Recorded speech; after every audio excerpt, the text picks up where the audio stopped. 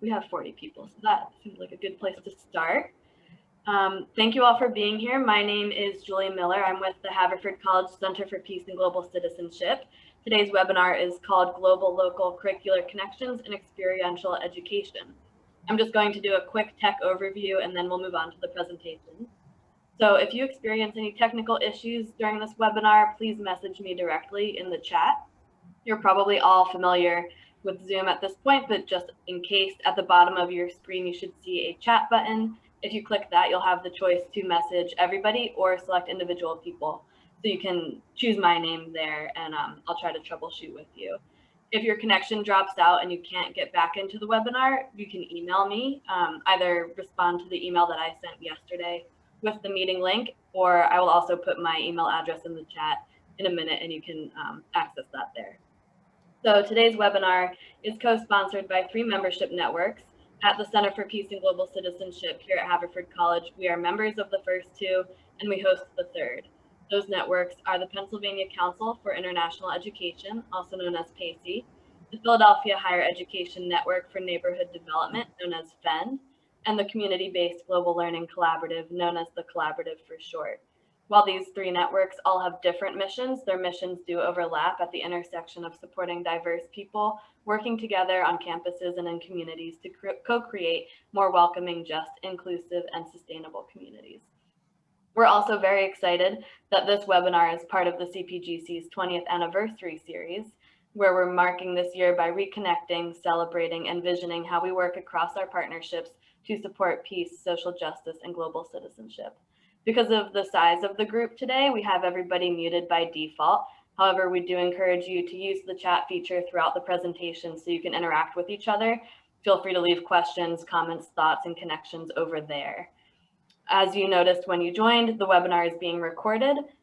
You consented to this when you joined, but we just want you to be 100% aware. So feel free to have your cameras on or off, whatever you're most comfortable with. And at the very end of today, we will share a brief poll so you can give some feedback about your experience. So again, feel free to message or email me if you have any technical issues. And I am now passing the mic over to Dr. Eric Hartman, Executive Director of the Haverford College Center for Peace and Global Citizenship. Hi, everyone. Good afternoon. I'll be very brief. Thank you, Julie. I just wanted to say a word of appreciation for the Global Engagement and the Liberal Arts Consortium, which is really central to how this community of institutions came together. And I believe most and potentially all of the institutions are active members of that particular community, which has been bringing together conversations on global engagement, particularly liberal arts, over the last several years. We're going to hear today from 6 different institutions, and I don't want to take the time to introduce each person. They can, during their narratives, do that work. But in addition to the global engagement and the liberal arts group, also the community-based global learning collaborative, we really, we host the collaborative at Haverford College, and we have deep interests in the intersection of experiential learning and theoretically robust critical engagement with issues of justice. So we're really excited for this particular set of conversations today. And we'll hear in the following order from Wesleyan University in just a moment, then Carleton College, Connecticut College, Dickinson College, 2 of us here from Haverford, and Swarthmore College. That will take us about an hour. We've asked everyone to share their latest and greatest in a 10-minute time frame, which is one of the greatest challenges many of us have faced, believe it or not, in 2020. So we're going to work to stay on top of that because we have the opportunity for dialogue later. And that's really where we hope most of the action is, the chance to talk together about what's possible within curricular and experiential local global work. In this particular moment, I think many of us are doing a lot of rethinking and recalibrating, so we're hoping to learn a great deal from one another. And we'll get into small breakout rooms for that section of the afternoon so that we have a chance to really connect and dialogue a bit as we go. So thank you for being here. It's great to know that 60 people care enough in the world to come out for conversations of this kind, despite all the challenges we're all facing, and inspiring in some ways, in fact. So I'll hand over to Wesleyan. Looking forward to that. Okay. Oh, Yep. Sorry, so sorry. I was meant to ask for one more thing before Okay. Steve kicks off. And that is, we'd love to know who's in on the call. If everybody could just drop in your name and what brings you to the call in a short phrase or sentence, that'd be wonderful. And we'll give that a minute or two to develop, and then Steve can take off. My apologies, Steve. No worries. Just tell me when to start.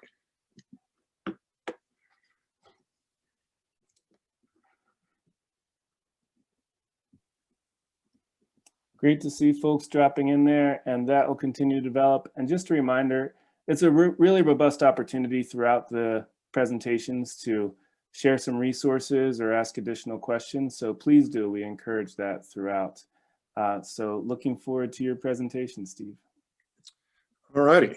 Thank you very much. And let's see if I can successfully get this going. All righty. So it is my pleasure to be here, and thanks for being flexible, Eric and colleagues. We were originally in our appropriate alphabetical order place, but one of my colleagues has got to teach a class later this afternoon, so we'll lead off. I'm just going to give a very brief overview of the Free Center for Global Studies, and then my two colleagues are going to do most of the work. The Free Center was set up about 5 years ago now, and it's important that it came about as a mashup of and successor to an independent study abroad office and our independent language lab. The result of that has been that language learning is very central to what we do, as well as other sorts of study abroad and other sorts of international opportunities. I think intercultural education is probably the watchword that connects everything together. But we try in a variety of ways to bring staff and faculty together, for instance, through a collaborative language collective that sort of promotes language on campus. And we look for other ways to bring together the curricular and the co-curricular. So we think of ourselves as a kind of a hub. So with that in mind, I'm going to pass it off to my colleague Natalia, who's going to talk about one of our new initiatives. All right. Hello, everybody. Thank you, Steve. My name is Natalia Roman Alicea, and I am the Assistant Director of Intercultural and Language Learning at the Free Center for Global Studies at Wesleyan University. And among my many roles that all seek to engage students with programs and events that seek to develop intercultural competence and linguistic ability, I also oversee the Global Engagement Minor. And the Global Engagement Minor was launched this year after being successfully approved in the spring of 2020. And the GEM, as we call it conversationally, and it fits nicely to the model, seeks to cultivate students' intercultural learning and global engagement by integrating academic studies, co-curricular activities, and experiential learning. The purpose of GEM is to provide an opportunity for students to reflect on and critically analyze their intercultural experiences in order to develop some of the knowledge, skills, and attitudes that are necessary in the process of building intercultural competence, such as self-awareness, empathy, communication, among others. And so the GEM has 4 core requirements, which include the introductory and senior capstone seminars, global perspective coursework, language study, and an off-campus cultural immersion that you can see in the model. So we had originally, though, had intended to add an additional requirement for students to engage in on-campus cultural immersion, but we did receive some backlash because this was interpreted by some campus constituencies as potentially colonialist, in the sense of, white students dabbling with the other on campus through experimentation. So we dropped that requirement and got the minor approved. And this all took place before I arrived on campus, but I'm sure my colleagues will be happy to talk about it during discussion. So the pathway looks like this. Thank you, Steve. GEM students apply to the minor in the spring of their freshman year and are accepted into the minor as they become rising sophomores. They are first required to take this team-taught introductory seminar that provides them a set of frameworks and activities to help them process their intercultural experiences. And it also serves as an initial opportunity to reflect and critically analyze and brainstorm about how to act on what they have learned, which is important. Students then go on to take 4 full credit courses that deal with at least 3 of the world regions.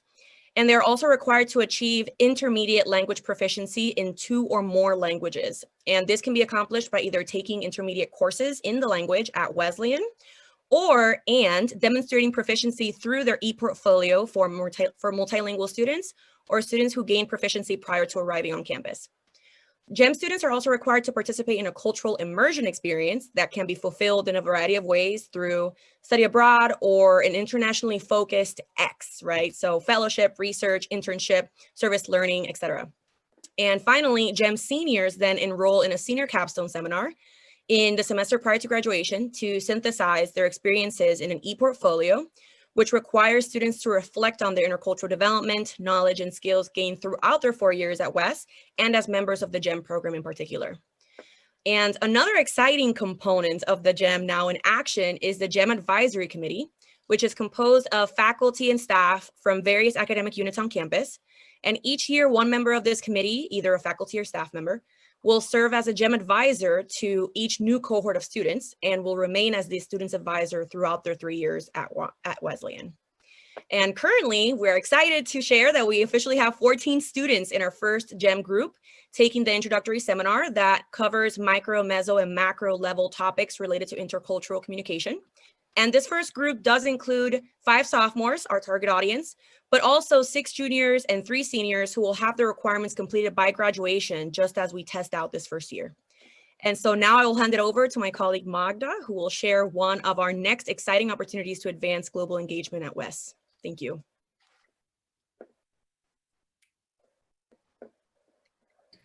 Thank you, Natalia.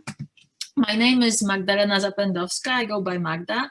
I'm the Assistant Director of Fellowships in the Free Center for Global Studies, and I oversee the campus selection process for national fellowships like Fulbright, Watson, and others, but I also participate in other initiatives that focus on global engagement. So currently, I'm in charge of developing an international volunteering program at Wesleyan.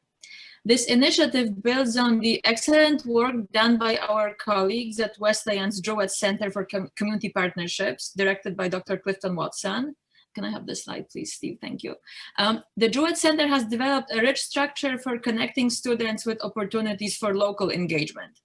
Interested students can volunteer with about 15 student-run programs that partner with schools, nonprofits, and government agencies in the city of Middletown and the local area. What's crucial is that student involvement is grounded in the Jewett Center's existing partnerships with organizations or constituencies. So before students start volunteering, they also have to review and reflect on the Cardinal community commitment. It's called that because the Cardinal is Wesleyan's mascot. The Cardinal community commitment is a campus-sourced set of principles and values that govern civic engagement, and it focuses on embracing a spirit of learning, self-reflection, and humility. So at the Free Center, in our work creating an international volunteer program, we want to expand these principles that the Jewett Center has formulated to the global context to make sure that the students' activities outside of the US are ethical, that they benefit the host community, and that they advance justice. That's why we want to make sure that students volunteer in the context of existing partnerships, where someone at Wesleyan knows the people working for the organization at the project, and that we know that the organization responds to the community's needs, and that in the students and the community's best interest, the Free Center and the organization are mutually accountable.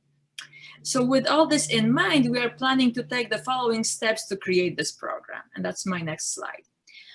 First, reach out to faculty who might have developed relationships with communities outside of the US in the course of their research or other initiatives, and who might be able to involve students in that. Also, talk to students and alumni who volunteered outside of the US during study abroad or during summers at home. We have a lot of international students, and we can build on that constituency. Research potential intermediaries, that's another step. We plan also to create a campus working group to help develop the program, like drawing on the brain power of our colleagues in other departments. We need to explore funding opportunities on campus. That's always a big part of initiatives. And I think it's important to start small with 2 or 3 partnerships, but diversify them so that maybe we have a faculty-led project, a student-initiated partnership, and a partnership with an intermediary. Ultimately, we would like to have a staff member who would be in charge of the program full-time or part-time. So to conclude, I want to thank Eric Hartman at Haverford and Clifton Watson here at Wesleyan, who both gave me advice and helped me think through questions of ethical engagement outside of the US. And I welcome ideas from you all. Thank you.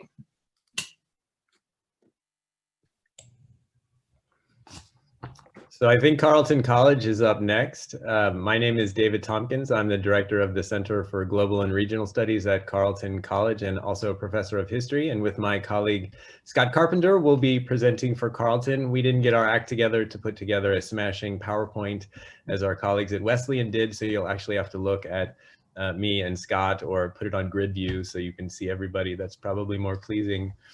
So our center, Cgrs, Center for Global and Regional Studies, got started 3 years ago now, so a relatively new institution, but building on almost a decade before of various activities that culminated in the formation of the center. And Scott Carpenter was instrumental in helping Carleton get a Mellon grant. I know Connecticut College, I think, will tell a story similar to ours just after our presentation. A global engagement initiative, we called it, that tried to knit together the many globally engaged international experiences that were already happening at Carleton to increase their number, but more so to sort of knit them together in a way so that the sum was more than the parts, right? That somehow the cross-fertilization would produce more than existed previously.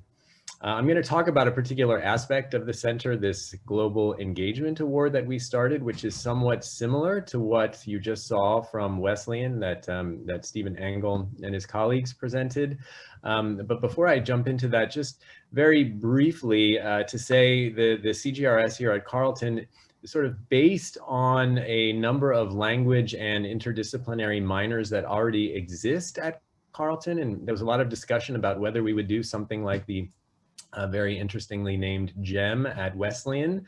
And after a lot of discussion, we decided not to add another minor because we already have this rich landscape of interdisciplinary minors. We didn't want to compete with them, sort of was felt that it wasn't necessary. But we still wanted to do something that incentivized students to go beyond Carleton's already existing graduation requirement to do a certain number of globally engaged or international coursework and activities. Carleton, as some of you may know, has a very high participation in off-campus study programs already. 2/3 to 3/4 of Carleton students do study abroad, study off-campus, I should say. And so we wanted to capitalize on coursework that students were doing, study abroad experiences, as well as a number of other co-curricular and extracurricular activities. And this came together in what we named after a donor, the Jaime Loss Award for Global Engagement. So it's an award. Stephen and I, over the years, have sort of talked and thought about what to call it, a badge or a certificate, and we had similar discussions at Carleton. We settled on award. And what students have to do, I put the link in the chat there a couple chats ago if you want to look at it. But students are supposed to register for it as soon as possible, ideally in their second year, but at the latest, the beginning of their third year. So they're kind of engaged in this knitting together of various globally engaged activities over an extended period of time.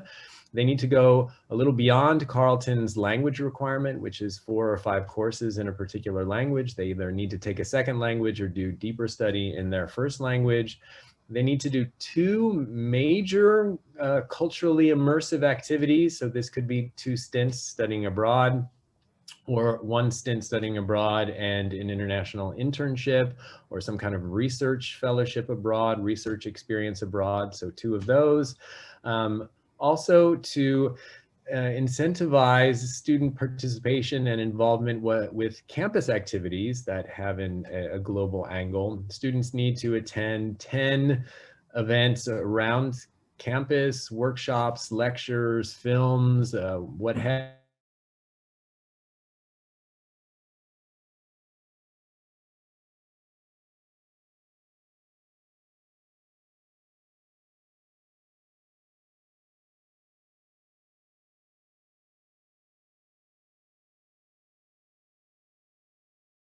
to Scott Carpenter. He'll pick up the baton here and talk about the portfolio itself, his thoughts about it, how that kind of works with the award and outside of the award as well, and maybe offer some larger thoughts about Carleton and global engagement to conclude. Thank you. So I'll just jump in and say a little bit about the capstone that we offer that includes this e-portfolio.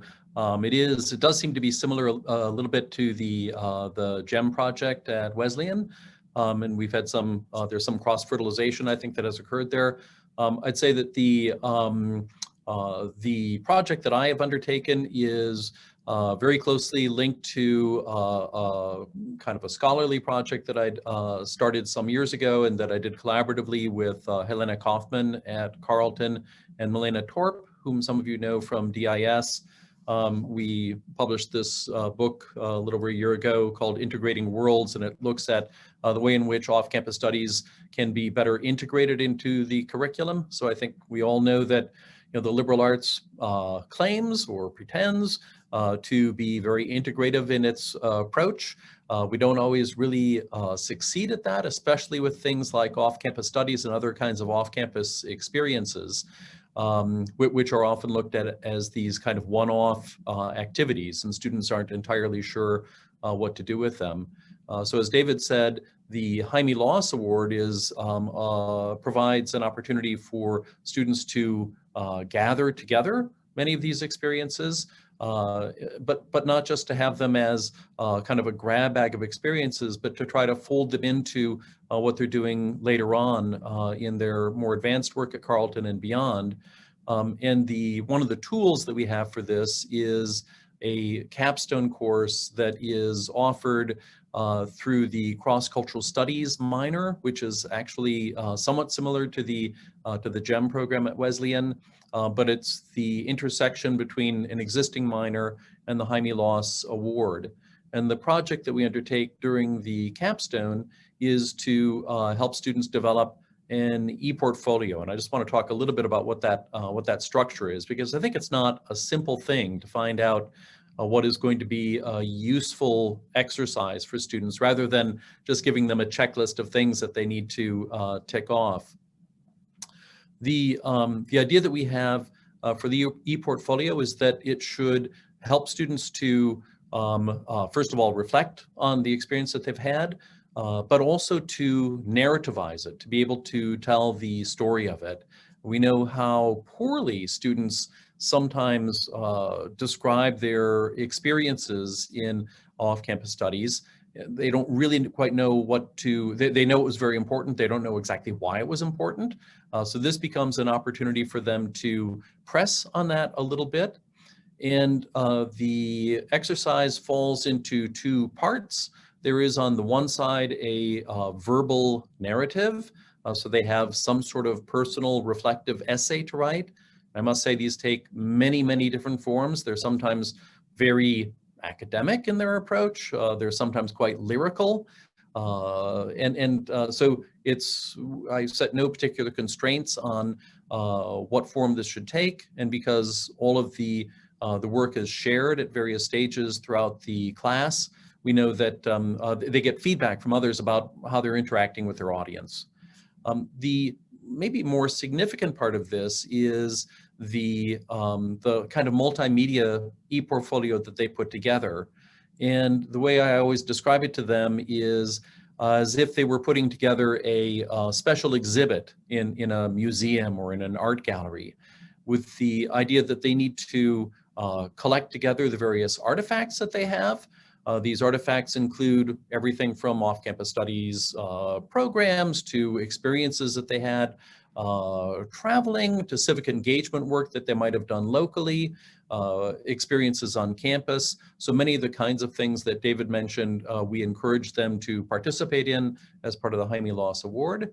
But then they need to organize this and figure out how to present it to their audience with all the issues that one might imagine in a special exhibit, where you need to be able to navigate through it. You need to guide the reader in particular ways, the reader, visitor, viewer. You need to provide information and captions at some particular point. So the useful intervention of information, and then making sure that it's clear to the reader, viewer, visitor, what it is that they have just seen. So some sort of summary experience that helps to close it off and close off that kind of narrative. So we're pretty much out of time. I see one person asking questions about software. Happy to talk about that. We're mostly using, bizarrely, WordPress right now. Relatively simple to use. That's the main reason. But it's actually been enormously successful. We had, what did we have, David? 8 last year for the very first iteration of Jaime Loss, and I think I had 14 in the class altogether. And so it seems to be meeting a need. So I'll just leave it off there. I know we're short on time, and we can move on to the next school. Hi, I think I'm up next. So good afternoon, everybody, and thank you so much to Haverford for hosting this event. My name's Amy Dooling, and I am a professor of Chinese, and I'm the director of the Walter Commons for Global Study and Engagement at Connecticut College. I'm actually not going to talk about our new center today. I'm going to talk about something else. I am joined today by my colleague Kim Sanchez, who is the Associate Director of Engaged Scholarship and Community Learning within our Holleran Center for Community Action. So Kim and I work together as part of what we call our Global Local Engagement Council, which is actually the institutional change that we wanted to briefly showcase here today. The council is essentially an informal entity that we created about 5 years ago as a deliberately cross-cutting organizational structure to bring otherwise autonomous and physically dispersed units involved in off-campus learning together into sustained conversation with one another. So the council includes representatives from our interdisciplinary academic centers. We have a range of those, but it also comprises the larger offices that oversee big programs like study abroad, community partnerships, and internships. So you can see from the slide here, that we're kind of an eclectic group. The council meets on a regular basis, although periodically we also come together for special workshops and for retreats.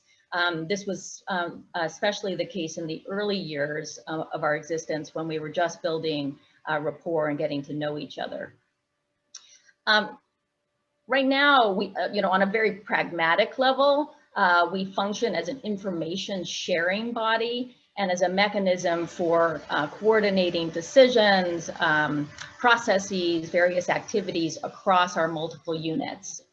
Most importantly, though, the structure has allowed for this ongoing cross-fertilization of ideas and practices. And so the fact that we can actually talk about concepts like ethical partnership in the context of study abroad, or come together to collaborate on efforts to connect our campus resources to the linguistic and cultural diversity in our local community really has everything to do with the generative space that the Global Engagement Council has created. 2 years ago, we actually decided as a group to launch a brand new advising program for the campus to help students design more purposeful plans for their off-campus learning and to help them really understand the full spectrum of different activities that can produce global engagement. I guess I should point out that the council was actually conceived in the context of general education reform. And the original purpose, we had no idea that we would still exist 5 years later. The original purpose was really to bring together the key stakeholders to develop more of a shared understanding of global local engagement. This was one of the overarching principles of the new curriculum that was under consideration by the faculty and has in fact become a centerpiece of the new curriculum that we've adopted. At the time, Connecticut College students were already participating in very large numbers in programs like study abroad, in internships and local community partnerships. And this is kind of linked to something that Scott just mentioned, right? Too often these activities were, really just add-on experiences, and pretty much bracketed from the formal academic curriculum. what we, came to learn, around 2014-15 when we were doing gen ed reform, only about 12% of the student body, those who, lucked out and happened to find their way into one of our boutique academic centers were really truly integrating off-campus experiential learning into their academic pursuits. And so the challenge that we were really faced with at the time as an institution was, how do we go about scaling up these better, best practices, the integrative approaches to the general student body, and how could we do that, across an array of, disparate offices, staff who were not at the time at all in the habit of communicating with each other, let alone collaborating with each other. So the formation of the council was a very simple kind of measure that we took to address these challenges. But for us, it has been this surprisingly impactful step that we took. So today we remain an informal body. We like to think of ourselves as a coalition of willing partners, so we're not an official committee. And we are not a reconfigured unit within a kind of single reporting structure. But because we have taken the time to develop really strong working relationships with each other across our individual domains, and we've built up actual knowledge of what our various, distinct missions and programs are, we have really expanded our capacity to work in a cross-cutting manner. And as a group, I think that we've been pretty successful in shifting the framework around off-campus learning on our campus in really powerful ways.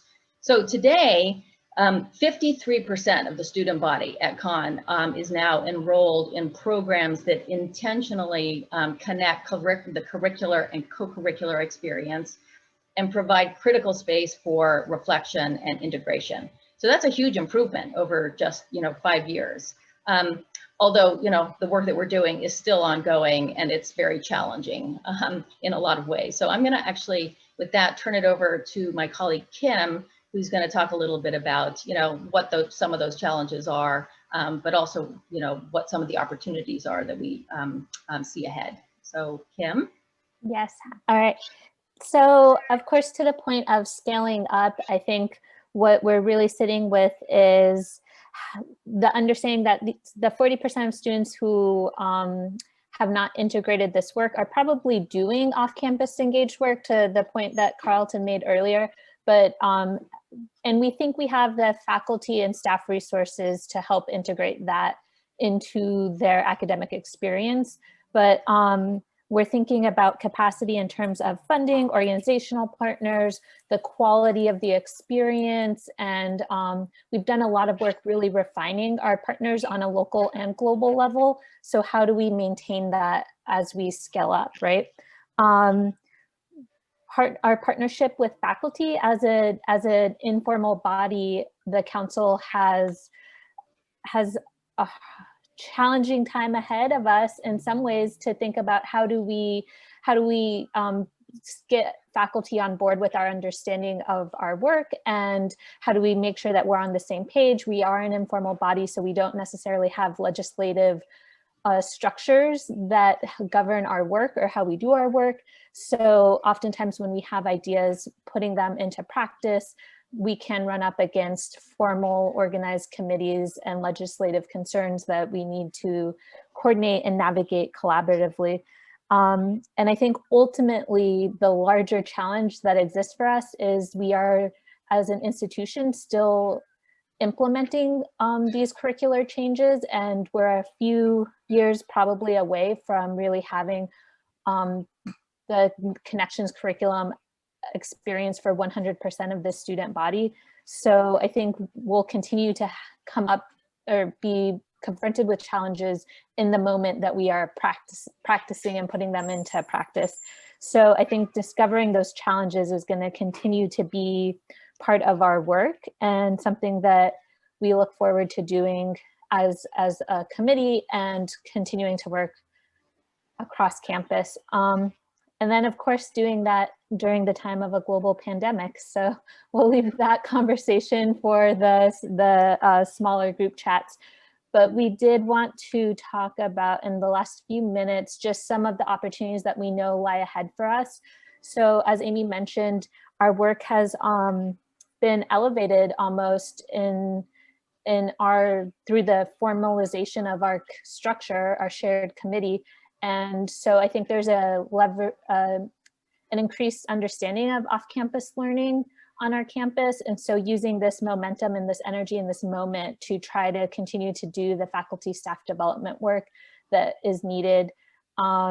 We continue to think about in this moment how we can leverage technology and some of the innovative tools that have come out of the global hybrid moment that we're in, and thinking through ensuring the quality of virtual engagement experiences and the reciprocity and the ethics associated with those. So that continues to be something that we're thinking about. And then post-pandemic, how do we continue and sustain that work as well? And then I'm really excited. The last bullet point is something that excites me given my priority work with our local partners, is how do we take these models and continue to apply them on a local level, and do the work that helps advance the New London community and New London community priorities.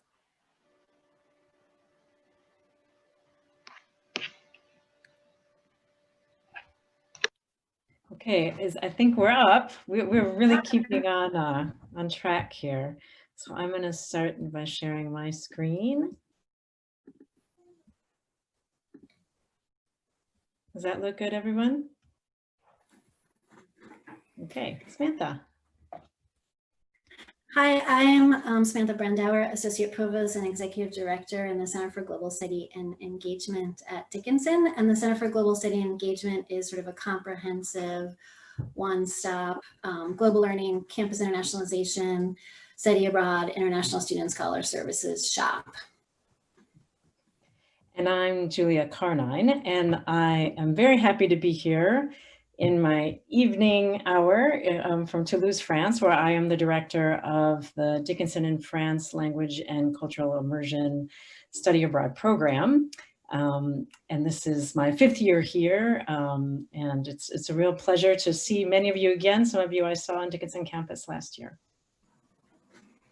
Yes, so we decided to sort of think about this as a reimagining and redefining comprehensive internationalization at Dickinson. I think both this lens is one because it's sort of a benchmarking. It's the way we talk about the work that we do in the field of international education. It's also one that needs to be challenged. And I think during COVID-19, a lot of us are doing a lot of reimagining. And I think for us, it's really accelerated the timeline. COVID has presented an amazing case study of how all of our siloed campus offices absolutely need to be connected, and that students need to see these connections to sort of grapple with what's going on right now and sort of challenges ahead. Julie, next slide. Yeah. So what I wanted to say about the parts, reimagining, redefining, when I first came to Dickinson, I was very excited about the idea that my role is not only a directorship here in France, but also contributing faculty. So that makes a very interesting place to start to face these challenges, both then and now. And a very specific way I lived through this role recently. I appreciate our colleagues from Connecticut College really pointing that out, that our recent days are very full of important lessons of what we need to be paying attention to. And here's what really surprised me when I moved Zooming from a meeting here that was in Europe from the European Organization of Study Abroad, really colleagues discussing intensely the difficulties that we're facing, the concerns we have largely around lack of communication with our home institutions, that coming from folks like myself as well as other providers, not knowing what next steps were ahead and how they may or may not be a part of them. Onto my next Zoom was the Dickinson faculty meeting. So clearly I have a place in both worlds, and we're going to talk a little bit more about sort of what we mean when we talk about comprehensive internationalization at Dickinson in that frame. Right, so just really briefly a little bit about our model, because I think it's important to have some of this information so what we say next makes sense. Again, sort of a key principles for me when I think about the way that our campus does this work are collaboration, reciprocity, innovation, and trust. Faculty are central to our work. Our large on-campus population, which includes international students, exchange students, and international visiting scholars. Our curriculum, which like some of our other global liberal arts partners here, has a strong language learning focus. Sustainability is interdisciplinary, in dialogue with study abroad, although great challenges around that, and a focus on inclusive pedagogy. We have strong pillars at Dickinson of civic, global, sustainability, diversity, equity, and inclusion, and have both some formal and informal ways that we connect and sitting on each other's advisory committees, working together. And we have a unique study abroad model of which Julia really is here to represent. We have 18 programs in 15 countries. More of my staff in the Center for Global Study and Engagement actually works and lives somewhere overseas. We have a lot of long-term partnerships, strong community engagement in our host communities abroad, and the ability, because we have so many centers and partners all over the world, to weave a curriculum that starts on campus and that we control when students get abroad and when they come back. Okay. So, sorry, just to again think about sort of framing this, thinking about recent institutional changes that I've seen in my 6.5 years at Dickinson and have been a part of. One would be a shift in goals and the way that we talk about our work. So moving towards building the inclusive, sustainable, equitable communities. We recently, again with a Mellon grant, created a Center for Civic Learning and Action. There's been a change both in narrative and practice to global campus, to thinking of the work that we do in internationalization and global learning about transformation, not just of student learning, but also of the teaching that happens on our campus. We, like many of the other institutions that I've talked before, have thought very differently about how we get students ready to study abroad, and use Catherine Sorrell's intercultural praxis model to help students understand not only sort of intercultural competency, but also power and positionality and the identities that they bring and how those shift. And Dickinson has also made a great effort to institutionalize inclusivity. We just released an inclusivity strategic plan a year ago. We have a strong focus on the intersection between diversity, equity, and inclusion, intercultural global learning, which again is put into practice by the fact that a senior diversity officer and me, the senior international officer, chaired the President's Commission on Inclusivity. Julia's going to again talk a little bit about, from her own experience and the role as a resident director in our community in Toulouse, France, how these changes have played out for her. Right. So when you begin the role of something like a directorship and people charge you with developing a director's meeting with, greeting all of our colleagues here in Toulouse for, exciting topics such as maybe looking over insurance forms and making sure we understand administrative tasks. What was so profound to me was one of my major tasks was to create a director's meeting with my 17 colleagues from abroad and with my 4 or 5 from the Carlisle campus around really local questions. So when we went about finding expertise with local faculty that we use, it was really looking through a local frame and trying to ask questions about, for example, diversity, equity, and inclusion, but really grounding it in the framework of Toulouse, of France, of looking from a Western European perspective. So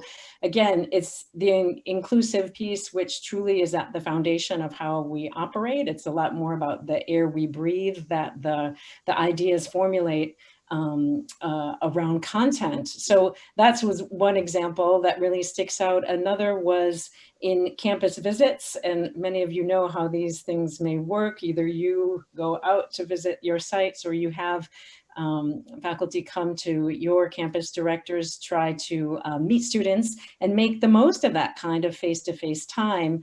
One of the first asks of Dickinson to me was actually to share expertise, to do workshopping with faculty around intercultural diversity issues, and also in another event to participate in a workshop around creating curriculum where there were goals of sustainability education in our work, and we developed a summer program out of that, for example.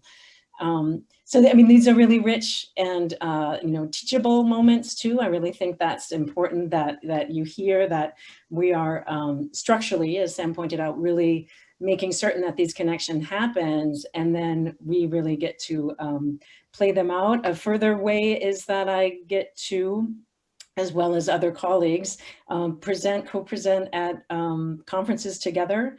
So again, we're looking seamlessly, and we get to push back and forth. We're doing that actually right now in an upcoming presentation around, sort of what is a more US-centered way of looking even at things like international mobility, and how can I present more European-based, more sort of other views on these similar issues. And I really feel that that's our strength. So it's a wonderful thing to be a part of. Now fast forward to today, and even just earlier today, the harder part for me in terms of my specific curriculum and language is being so far away from my French department. I haven't taught in the department until, thanks to COVID, now. So I'm actually teaching in first year and second year, and I didn't remember what that was like before. Of course, with the lens of being on Zoom, it's absolutely that much more ridiculous. And I'm sure some of you can enjoy the laughs of like when you accidentally just turn your whole class off, or the amazing moments that we've all shared. What I'd like to say is never before have I been more on the same page as my colleagues, and we really hope to be able to keep these as we move forward, which is to say making more seamless ways, even in our language curriculum, between first and third years when I usually see them. So we can move on from here. Yep, so again, challenges, again, is the continued work of de-siloing, more explicit programming, that students make connections to global, local, civic, sustainability, D&I, and then their eventual careers and what they do next. The ongoing connections between global centers and campus, and better data and assessment and time to actually make meaning of what we are finding out about this work and how it's impacting students. I think we have a lot of data, but often not time to look at it and make meaning of it. Next slide, Julia. And last but not least, some exciting things, again, getting ready for a spring semester, which likely won't have study abroad in it. We're looking at having students start classes on campus connected to our sites abroad, piloting in tandem with all of our centers, a co-curriculum that weaves together global sustainability, DEI, and civic action. And hopefully we'll get students abroad to our sites at the end of the semester. And we are also making steps across the Dickinson pillars to make these connections foundational, run through all 4 years for Dickinson students, and again, make this learning explicit for everybody. Great. So thank you. So thanks, everybody. Thank you, Sam and Julia. We are up now at Haverford, and I'm just going to share my screen.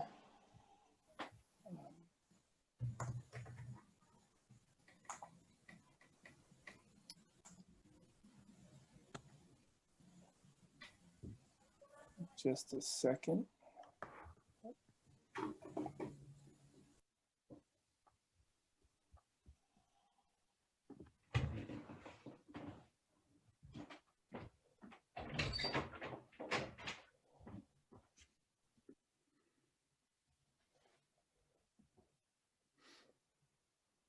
Okay. Thanks everyone for being here. I'm Eric Hartman. I'm with the Haverford College Center for Peace and Global Citizenship. We're just going to talk today about our Center for Peace and Global Citizenship, and particularly its connection with a curricular model around internships and some recent growth and opportunity that we're seeing to build out a little bit, hopefully, or at least I'm hopefully about that. But a little bit of background before we get into that. The Center for Peace and Global Citizenship was founded 20 years ago at Haverford College. Haverford has a historic Quaker affiliation, and one of the unique things about that is that we're able to have a Center for Peace and Global Citizenship. We got funding a few years later to really support summer internships in a pretty significant way. We tend to support about 60 per summer.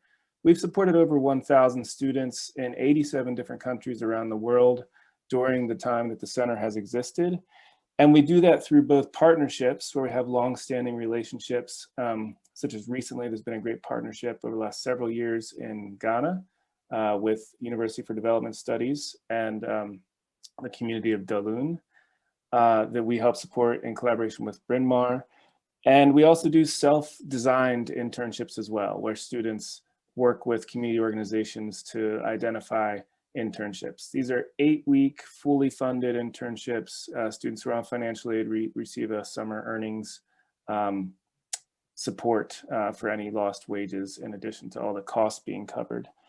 So we've always had a focus on being community-led in terms of how we work. And one of the indicators of that is that community organizations are inviting students. So we're not doing placements so much as, particularly with self-designed, we're really looking for a letter of invitation. And that manifests, I should say specifically, all around the world. So we have students working with Food Moxie in Philadelphia on food access and urban gardening, urban farming issues. We have students working with refugee camps in Hungary when that student identified an opportunity there and eventually ended up doing grant work that led to some pretty significant fundraising in that context. So the great diversity of programs and how we manage all that is with a pretty intensive counseling and preparation system. So in the fall, students are frequently, or on our timeline in the fall is when students would first be connecting with some of our advisors in the Center for Peace and Global Citizenship, talking about whether doing domestic, international, or partnership or self-designed. They apply in January. We announce in February. We're really looking for any major, and we've worked across all the majors, any major connecting their work with peace and social justice. And that's the mission of the center. We've done preparatory retreats in April and May, and then the students have the internship, and then they take a reentry course, and they can opt into one of the courses that's listed there. You're going to hear in just a moment from Professor Tom Donahue, who teaches one of those courses, about how that works.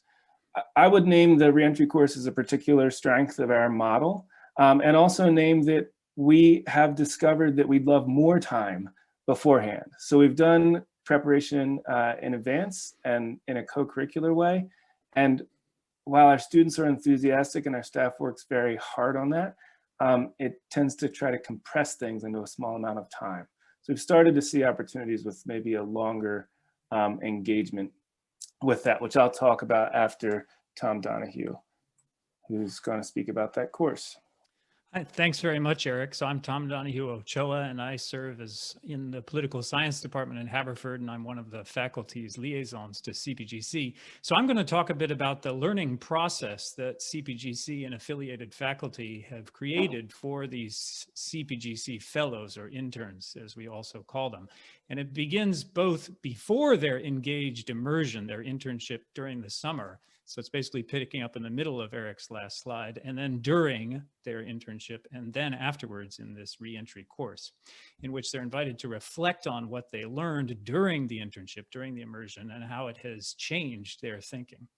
So this slide here picks up, as I said, right in the middle of Eric's last slide. It begins with the Fellows Retreat, which is usually in April and May, where they gather with CPGC staff and faculty to prepare for their immersion with the organization or the community they're going to be working with, and think about the setting that they're going to be doing that working in as well. So we discuss with them what it means to work with a community, with an organization, and what it means to be ready to have their preconceptions and our assumptions challenged. Also to prepare to work with people who don't necessarily see things the way that they or we do, but also the possibility that in fact, maybe they do see things the way we do, even though we thought they didn't. And that can be quite a change for a lot of people. So you can see how at this point, looking right at basically from the retreat to the internship, they're well into what Scott's book, Integrating Worlds, calls the long runway, right, to preparation for the internship, because they've already gone with us through the applications, thinking about what kind of internship they'd like to do and so forth. And then we have the retreat. Then they dig into it. And at that point, they're in the middle of the internship. They're working with, immersed in this setting, working with these people and learning. But while they're doing that, we're asking them to reflect on one particular thing that they've learning that has really changed their thinking about the issues of peace, social justice that Eric was talking about, that are the focus of the center. So we are in touch with them while they do this, ask them, please think about it. What's one major thing you're learning about this? Then they return for the re-entry course. And as Scott's book says, this is a crucial moment for personal growth and learning, we think. We agree with Scott on that, because we want to integrate the off-campus learning with on-campus learning. And it's really easy at this point to slip into a kind of a dualistic thinking, man, it was so different what I did in the internship, and then I come back and it's the classroom, and it just seems like they're two different worlds. And what we try to do is to make sure that we're really bringing them together and saying it's one continuum, and they really are totally informing each other. So in the course that I teach, which is called Development and Transnational Injustices, we start out by asking them to describe this bit of learning in writing. What was it that really changed your views about things? And then, Eric, if we could go to the next slide. Then we dig into the course's ideas, and here are some of the sample issues, and you can see them. So one, I'll just talk about indigenous power, for example. We just explored how the Lakota people created their own political community, which was in competition with lots of other communities in North America, and also the Aztec Empire, sort of in the early modern period. If we could just go to the next slide, Eric. So here you see images of the Lakota people and indigenous power resistance. So that's one of the many themes that the course is covering, concepts as well as underdevelopment, exploitation, is there global white supremacy, and so forth. If we could go back to the path slide, Eric. Yeah, just one above that. So once they've explored these ideas, in the course, what then we ask them to do is to start preparing to do a project. And this is pretty similar to the e-portfolios in that it tells a story of their learning. But what they're asked is, think about one of these concepts or theories that we're working with in the course and take your learning experience and see how does that, what you learned, illustrate maybe the concept that we're working with. It might be indigenous power. Or perhaps it complicates it. It says that the theories that the course is presenting don't really capture everything, some, but not everything that's going on. Or we're at least as interested in working with them to think about maybe the concepts that the course is offering really can't capture something important, in which case they might need to propose an alternative concept or an alternative theory, maybe one that they picked up during their internship experience to say, this really captures that. So we ask them, if that's the case, think about what the course concept or theory is, and then think about how the one that you're proposing as an alternative does this better. So, for example, I was just talking with a student who's in my reentry course, Development and Transnational Injustices, and she says what she really learned is that during her internship was that there are so many people who are really being squeezed hard during the pandemic by landlords who now see that there are people of a certain economic status that they can really get to make sure that they pay a rent which is above what they can pay. And so what she's thinking about is whether she should use the course concept, which we worked on just a couple of weeks ago, of exploitation, using a structural advantage to get a very large profit for yourself in sort of unfair terms, to understand that, or whether or not she should be working with some concepts that her informant herself offered her, by which the informant understands the situation. So she's currently debating about that. And we think that this connection between the concepts learned during the internship, the concepts and theories learned during the course really does help students to integrate worlds in this way. And then they tell a story about how all of that struggle and conceptual shifts really shaped their view and is changing their views of how the world works and also how the campus and the world come together. So that's one way in which we're trying to integrate worlds in the CPGC. Thanks.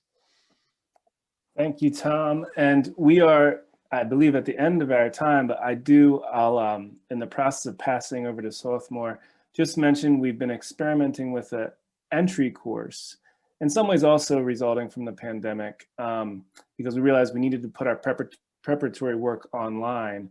And then once we really tried to park it all online, we learned, no wonder we can't squeeze it all into a weekend. We have more content than could possibly fit. So some key concepts in global injustices like structural racism, structural violence, sustainable development goals, interdependence, et cetera, we've really worked to ground in the context of Philadelphia. So we're doing introductions to our particular region and our particular partnerships, oftentimes through the lens of key concepts. And I'll drop a link to that into the chat. And thank you all for taking a moment to listen as well. Looking forward to hearing from Swarthmore. Thank you very much. I'm Karina Irvasi from Swarthmore College in the new Global Studies program. I'm here with my colleague Aisha Kaya, and I'm gonna share my screen.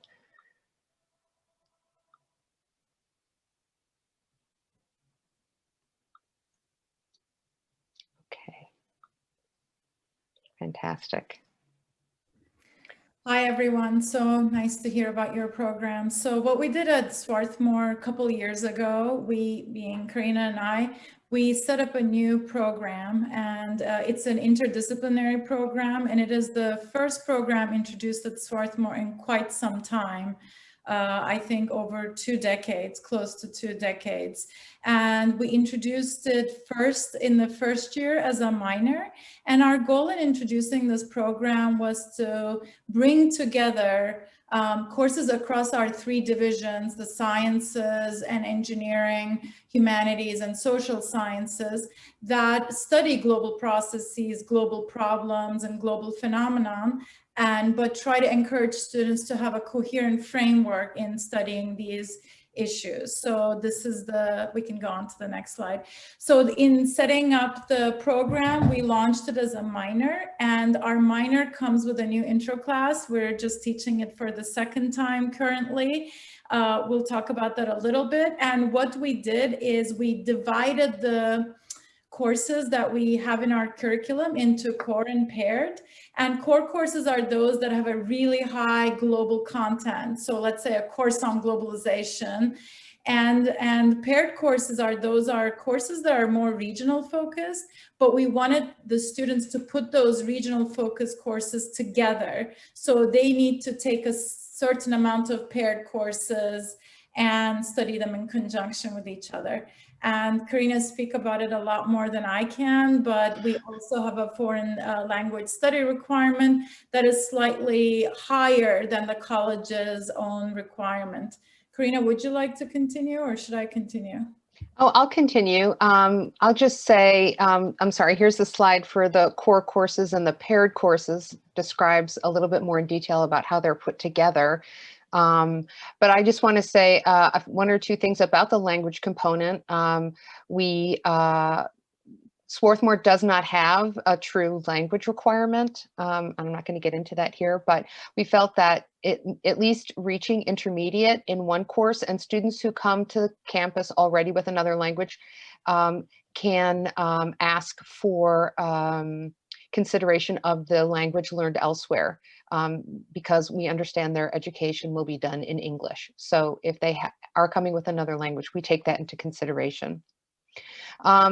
So one of the pieces that we've started working on is creating special majors. So we talked a little bit already about the minor, but the special majors is something new, and students can combine different courses across the campus. They can do this either as a course, what is called a course major or a course minor, or an honors major or an honors minor. So in the honors program, they would be taking their seminars, and then they would either be core or paired, and we would work with the students to create their particular pathway.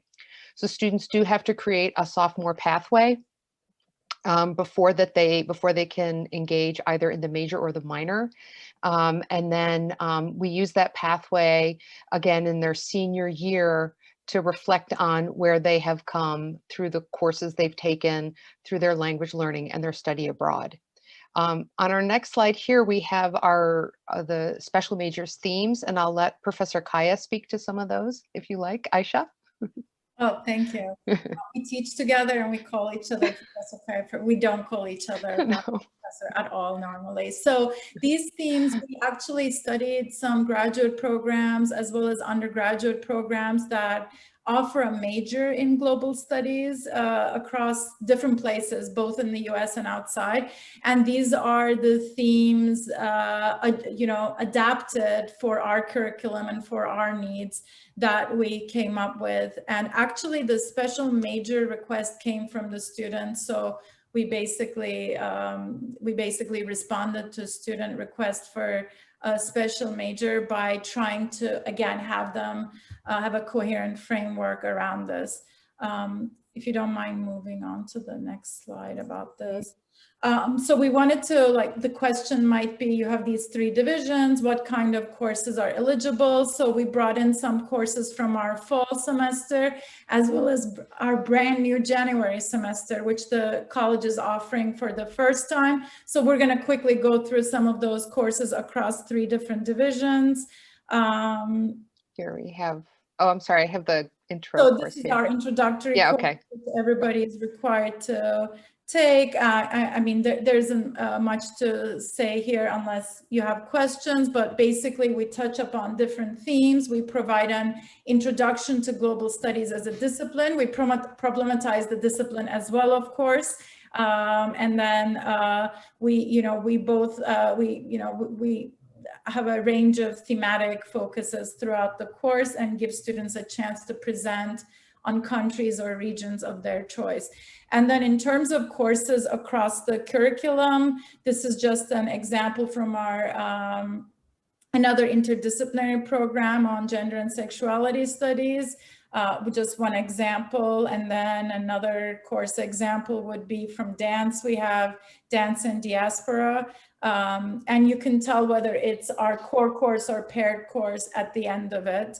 And then probably a few more examples that you can see here, also including the sciences such as biology. This was all discussed with the professors teaching these courses, and we have a method through which they apply and we evaluate whether or not it's suitable. One thing I will say about that is that we've been really encouraged how some professors were willing to up the global content of their courses in order to fit with global studies, even though they didn't need the students. I mean, the professors who did these were already, over-enrolled in some cases, but they said, well, this is a good idea. I already had a few weeks, let me up the global content. So that has been really encouraging to see. And then these are just continuation of our fall courses. So let's say Latin American politics would be a paired course.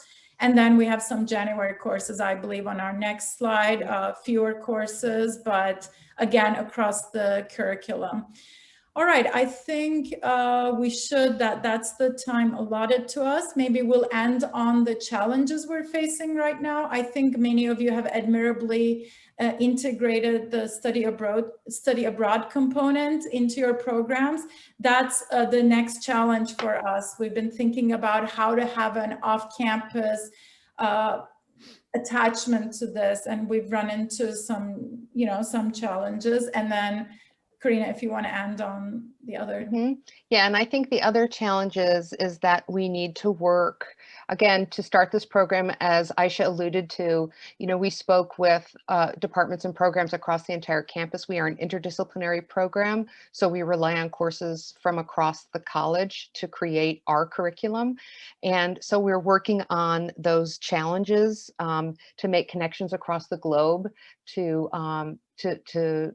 work not only towards more integrated global studies in study abroad, but also to look forward to perhaps offering internships in the future. Thanks. Wow, thank you. Thank you, Karina and Aisha. Also, everyone who presented for getting into the 10-minute frame. We're all going to have to all reflect for a moment before we go into breakout groups so that we can recall what we heard, because it was a lot of information at once and some really inspiring information. But we wanted to design today so that we can all share for a moment and get into breakout groups that are small enough where we can connect with one another. So in just a moment, Julie Miller on our staff here at CPGC is going to put us into breakout groups. I shared a Google Doc there. If you could just please open it. There are some instructions at the top of the Google Doc regarding how we can move into small group facilitation and discussion. And what we're really going to be doing, introducing ourselves and then talking about a promising practice that we heard, along with a question that's sitting with you about local global work or the curricular experiential topics here. And then, so we're asking everybody, all the groups that are assembled here, to self-organize and nominate a note taker. There's space in the Google Doc to take notes. So if you can just drop into an area and claim it, and take some notes on what the group is discussing. But after you all go around, right? So everyone's going to go around, introduce yourself, talk about a promising practice or attention. What are the themes that emerge? Because that's what we really want to spend time on. What's a common theme that emerges on a promising practice or attention? And then what resources or opportunities do you see for addressing those common questions or themes that do emerge? So we'll have about 25 minutes to do that in small groups, and we're going to try to drop ourselves into groups of about 7 or 8 or so. I forget exactly. Julie and I were going back and forth on that. But should be enough time to connect and do a little bit of that work. And I think we're all set to draw. Oh, and then when we come back, so please also be ready to share out what you saw in terms of the common themes and opportunities that are presented from those themes. So when we come back together, we'll share a little bit about what we saw as opportunities. So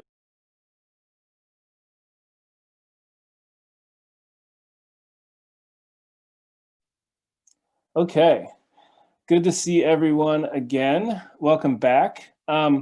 So that went very quickly in our group. I don't know how your groups found it. And the idea here is that we'd share out a compelling question or resource or two that came through our group conversations. I'm going to see if another group is willing to start with the sharing out, and don't feel pressured to keep it to one observation, because we've had, since some folks didn't want to hang on for the discussion time, we've got a little bit more space. We don't need to feel a ton of pressure. So you can share what were the key questions or topics emerging in your group.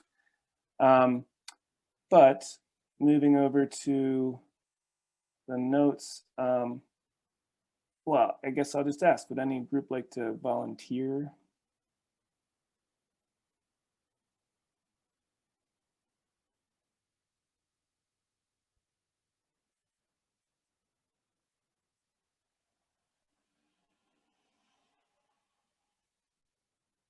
Who was in Steve? There's Steve, ready to roll. So I was the scribe. I'll just maybe highlight 2 things that we talked about in our group. And it took off from thinking about how to prepare students for study abroad / how to make sure that study abroad experiences are are worthwhile. So there was a shared concern about the nature of the state of the study abroad industry right now, and the concerns about students having merely touristic kinds of experiences. And so we both talk about both things that were said in the presentations, but also things that were happening at our different campuses in terms of trying to prepare students to have a sort of richer experience. And we actually didn't talk about the return piece, but I want to just put out there that I thought that what was discussed, I guess most extensively, Eric, by you and your colleagues at Haverford, I get Tom, his course and so on, that seems to be also a very important part of this idea, right, of trying to integrate and make study abroad the more robust learning experience that it should be. So that was one of the main highlights we talked about. Thanks, Steve. And we're looking for someone to speak for the group number 2, I guess. No one took number 1 as well. And we'll see who will merge there. And I also want to mention, please keep dropping the chat questions in the chat, or we are a small enough group now. If folks want to just ask questions of one another, please by all means. I can speak for group number 2, and everybody just who was in group 2, please jump in if I got anything wrong. But talking a lot in our group about the challenges of collaboration and just the need to bring many different groups into discourse as equals. So obviously staff and faculty, but also partners, and just looking at the different ways in which, for example, Haverford has done that and other groups. So talking a little bit also about how the pandemic has exposed these issues of power dynamics, and also trying to think about how to move beyond the Zoom, as we move forward through this pandemic, and the ways in which things will change as we move forward and also then afterwards. And also talking a little bit too about the challenge of the fact that risk is not really as prominent of the discussion for global engagement as it is with study abroad. So if I missed anything, my group, please jump in.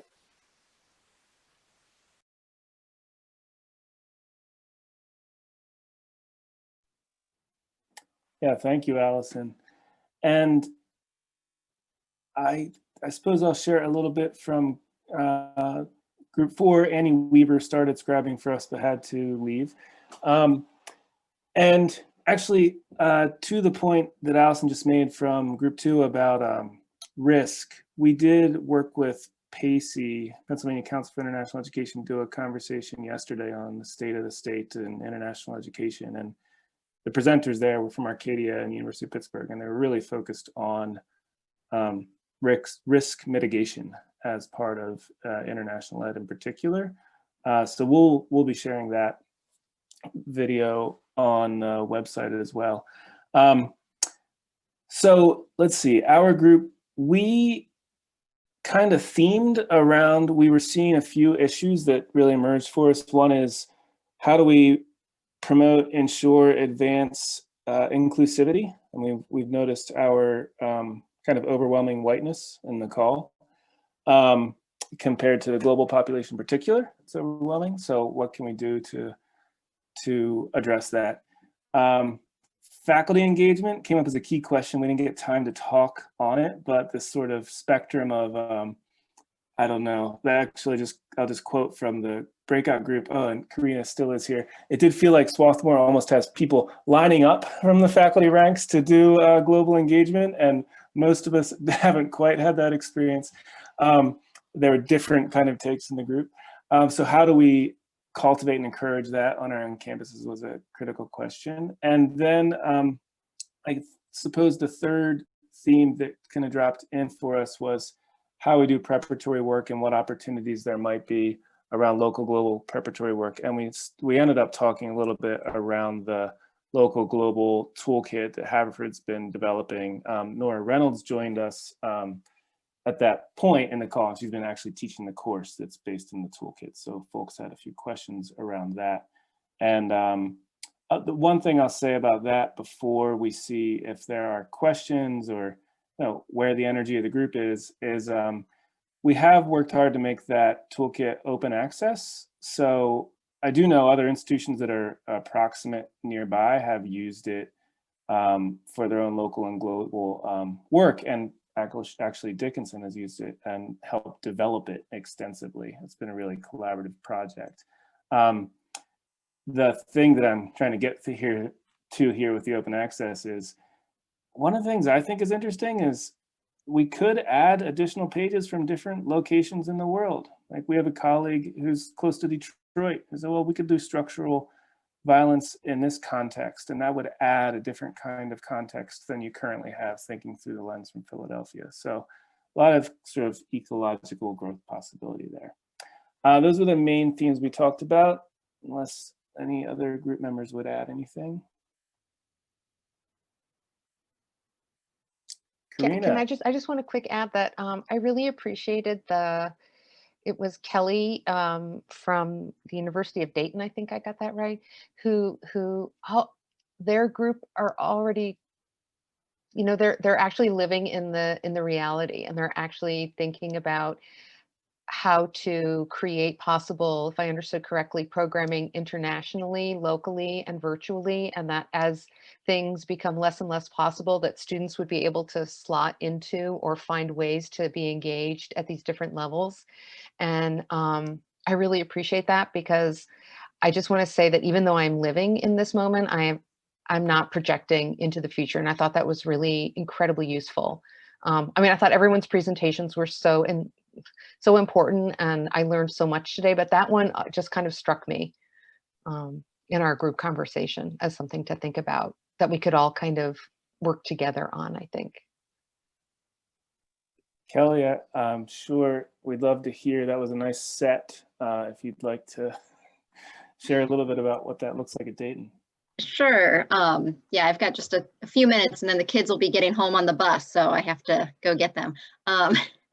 But we were really thinking about, okay, this is the reality, and the reality is really uncertain. So how can we build something that's where the model is built knowing there's that uncertainty? So we've come up with what we're calling the Global Learning Academy, and it's a thematic approach. So we have one theme that's around racial equity and social justice, and then another that's around Marianist leadership, because we are a Marianist Catholic institution. And so within the theme, students are able to select from 4 different courses, which gives some flexibility, because we've always wanted to have this thematic approach, but being a university that has 5 different colleges and schools, different students need different courses. So we kind of added that flexibility in where there's should be a course for everybody. They engage in this theme, and there's a field study component in the middle, which is what Karina was referencing. It's a 2-week period, and they can opt initially for there's 2 different international sites, 1 domestic, and then virtual. So they also can opt for virtual right out of the gate, which I really appreciate from an access standpoint. But then if we can't travel internationally, okay, you could funnel into the domestic. And if domestic travel still isn't possible next summer, you can funnel into the virtual. But students know they can count on this course is going to be offered. I'm going to engage in this really cool global theme, and I'm going to have some type of global engagement, whether I'm physically going somewhere or not. And then what we're still trying to flush out is how to really make sure we're intentionally incorporating the local, because during the course, students will be wherever local is for them. So kind of investigating that theme in their own backyard. And we do plan to use these global solidarity modules as kind of part of the track of this program, where we're helping students really think about that interdependence and sustainability, and the ones on kind of structural racism that we can kind of pull in to the learning as well. So that was perhaps a little too lengthy of an explanation, but I'd be happy if people want more information on that to share. That's great, Kelly. Thank you. It's wonderful to hear about. I'm curious if anyone else has additional question or comment they'd like to put into the room. One of the other things we talked about in group one, we did a joint note-taking effort in group one. But we had an extended conversation about just structurally how these things get done, you know, how the work got done at Swarthmore, how things came about, but sort of, you know, the realities of just the changing resource landscape and what is available to do the work as things change at colleges and as revenue, you know, starts to evaporate in different sectors in these times. So, you know, it was a little bit sobering in the midst of having an inspiring conversation about the possibilities, but just sort of thinking about both structural and governance issues at colleges that can really drive what's possible, but also how do we deal with the reality of what's happening fiscally, especially the liberal arts colleges, and how do we continue to make the case, but I think it makes it all the more urgent to figure out how to creatively work across silos, because that's likely how things will survive, you know, is by figuring out how to cooperate across campus. So it's inspiring to hear that people are doing that from a sort of a mission and vision driven standpoint, but I think from pure practicality right now and just dwindling resources, it also makes a lot of sense. Yeah, absolutely. And actually, I will put a positive spin on that, you know, cooperating across campus and also cooperating across sectors. So the GILA, the Global Engagement Liberal Arts group, and the Community-Based Global Learning Collaborative, we try to bring people together to have conversations that will help lift us into work together. And as folks, these poor souls running to their deans and to grants on Friday afternoon are dropping off, I do want to ask you all, please, it helps us so much if you simply fill out the 3-question survey that Julie's about to put into the chat to confirm, you know, this was worth your time or this wasn't worth your time, because we want to keep mobilizing resources to the thing that I always imagine, or the thing I imagined when I started emailing folks and see if they'd be interested in doing these conversations was, what if there was an institution that had all of these programs, you know, written the whole way through it? I mean, they're incredible, right? And you can imagine a higher ed institution that's fully given over to civic, global, deep learning about interdependence that actually moves students toward purposeful, informed, ethical action to build more just, inclusive, sustainable communities. The resources are here. So anyway, I'll try to end on that positive note and request that everybody does the survey. And I suppose I got into an ending lineup in part because I saw people dropping off, and I know that it's getting near the end of the day. So I believe we'll just go ahead and end a couple of minutes early. I'm going to say thank you for everyone for presenting and for organizing and for bringing all of this together. A very good afternoon. Thank you, Eric. Thank you so much. This has been fantastic. Really appreciate everyone's comments and thoughts. Yeah. Thanks. You. Bye. Thanks, everyone. Bye. And great to meet in Take care. person all of the people that it's the first Zoom meeting with. Bye. Super. Bye. Bye.